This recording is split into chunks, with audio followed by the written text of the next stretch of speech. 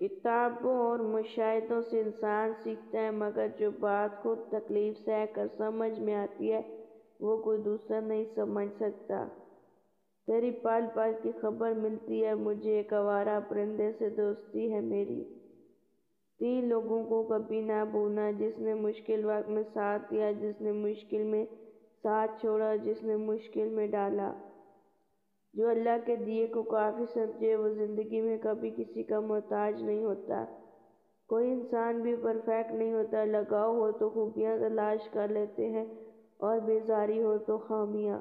ہر گمشدہ چیز وہاں سے ملتی ہے جہاں وہ کھو جائے، سوائے اعتبار کے جہاں سے وہ کھو جائے وہاں سے کبھی نہیں ملتا۔ جو شخص تمہاری باتوں کو غور سے نہ سنے، انہیں سننے کی تکلیف نہ دو۔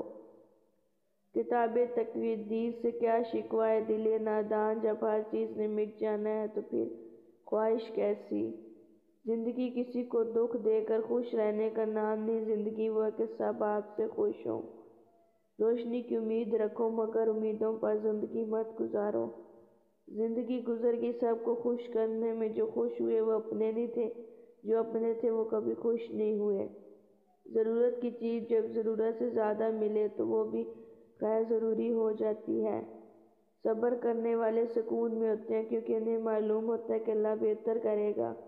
خوبصورت چہرہ بھی بوڑھا ہو جاتا ہے، پرکشش جسم بھی ڈھل جاتا ہے، لیکن ایک اچھا انسان ہمیشہ اچھا انسان رہتا ہے۔ انسان کی حقیقت یہ بھی ہے کہ وہ تب تک لوگوں سے امید لگائے رکھتا ہے جب تک مٹی میں مٹی نہ ہو جائے۔ آج تک انسان ایسا کچرا دان نہیں بنا سکا جس میں وہ اپنی نفرت جہالت کو پھینک سکے۔ اگر نیتوں کا اثر چہروں پر نظر آنے لگے تو معاشرے کا ہر فرد نقاب کرنے پر مجبور ہو جاتا۔